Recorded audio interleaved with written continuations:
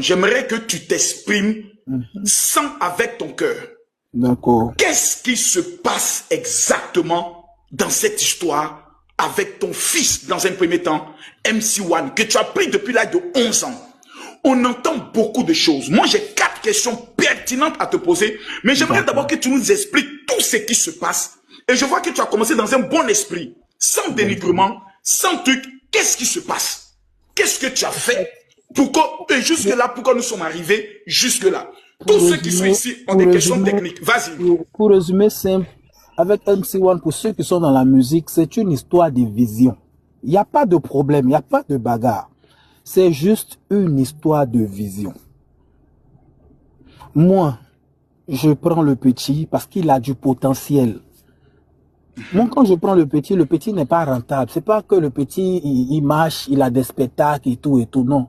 On appelle ça en showbiz, j'ai le flair. Le petit, il a du potentiel.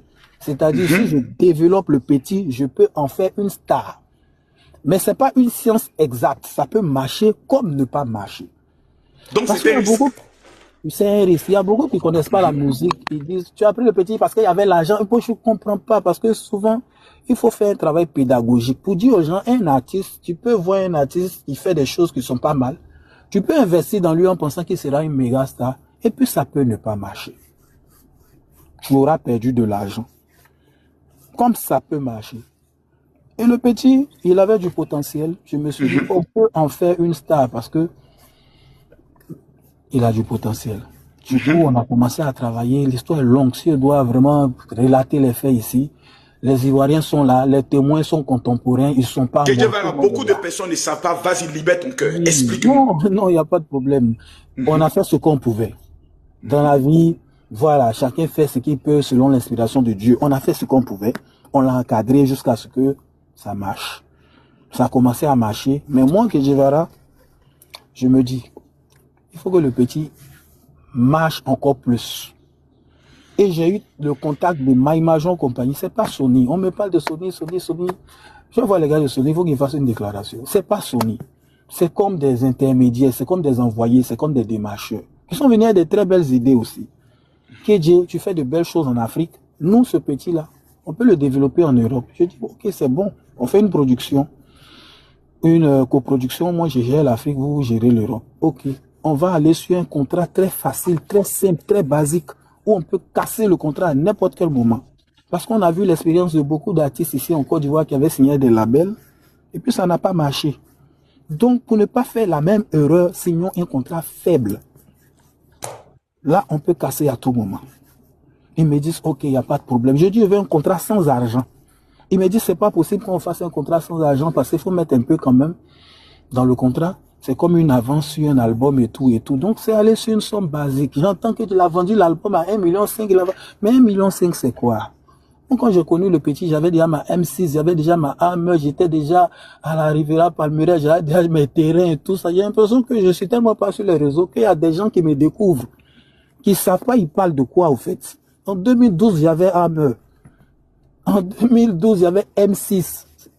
Parce que j'étais déjà dans mon développement, mais bon. Je peux comprendre parce que je ne suis pas suivi. Mais tout le monde sait ce que j'ai fait. Et les gars, quand ils sont arrivés, ils ont dit, KJ, tu es fort ici, nous on va pousser en Europe. Commençons la collaboration. Donc c'est une coproduction. C'est une coproduction. Mais après, le travail ne se faisait pas, c'était un peu lent. Et j'ai dit au petit, ah fils, les gars là, c'est un peu bizarre. Parce que nous on fait nos sons ici, ça mousse. Mais eux là-bas, je vais sur les Skyrock, sur les télés, je ne te vois pas sur TF1, machin. C'est bizarre. Alors que là, ils nous ont demandé de ne plus faire sortir de son puisque ton album doit sortir. Et on est là, les autres rappeurs sont en train de prendre... Parce que moi, MC1, si MC1 tu échoues, moi j'échoue. Mais tu es mon élément, tu ne peux pas échouer, il faut que tu mousses. Donc, je ne peux pas voir les autres venir avec des vrais sons et tout ça, et le petit, c'est un peu bizarre. Donc, le petit me dit, ah papa, franchement, moi-même, j'ai déjà enregistré des sons, c'est pas mal, patientons. Je dis, il n'y a pas de problème. Tu les sens? Oui, papa, il les sent, patientons. D'accord. On patiente, ça ne va pas devant, ça ne va pas derrière. Arrivé à un certain moment, je dis, petit, on va passer à autre chose. le truc là c'est bizarre. Il dit, ah papa, j'ai enregistré tel son, tel son. Je comprends, le petit il a des rêves. C'est moi qui vais venir couper les rêves du petit. La personne veut devenir grande et puis je vais dire à la personne, non, non, non, je coupe. Mais c'est être fou. Donc je patiente parce qu'on se dit forcément, on va trouver une solution. Après, ça ne va pas devant, ça ne va pas derrière. Il y a un long temps mort, c'est trop de complications.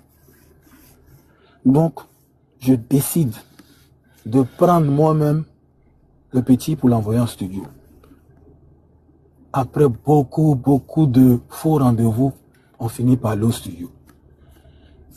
Je fais le son chez Eman Djedi, je lui dis, mon petit, il y a un nouveau truc qui est arrivé, on appelle ça Maïmouna, tu vas faire Maïmouna et tout et tout. Il dit, papa, Maïmouna là, c'est pour les enfants. Il a dit, il faut laisser. À l'heure là, faut pas te voir trop grand, faisons un peu, ça allait. Et il a chanté, j'ai chanté sur le son et tout. Je poste le son sur YouTube, le son est supprimé sur YouTube. Ah bon? Je suis choqué, il a dit, mais pourquoi on supprime le son que moi, mais j'ai fait à mon enfant? Je ne comprends pas. J'essaie de voir qui a supprimé le son.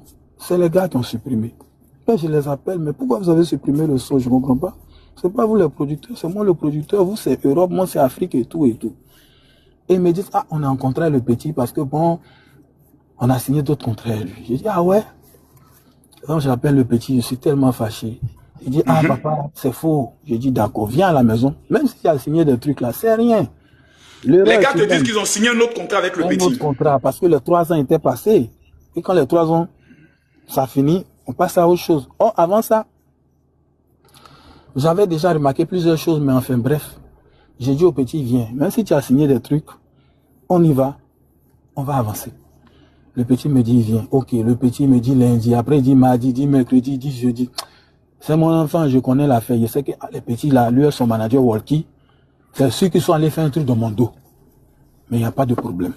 C'est une histoire de vision. Peut-être ils ont cette vision-là que le truc va marcher. Je ne suis pas Dieu, je peux me tromper. Le son, l'album peut sortir, ça va exploser, moi-même j'aurai honte. Donc, je vais les laisser travailler. Je ne vais pas venir faire beaucoup de tapage. Ça ne sert à rien. Moi, je n'ai jamais fait de tapage sur MC1. Jamais de la vie. Les seules fois, je suis pas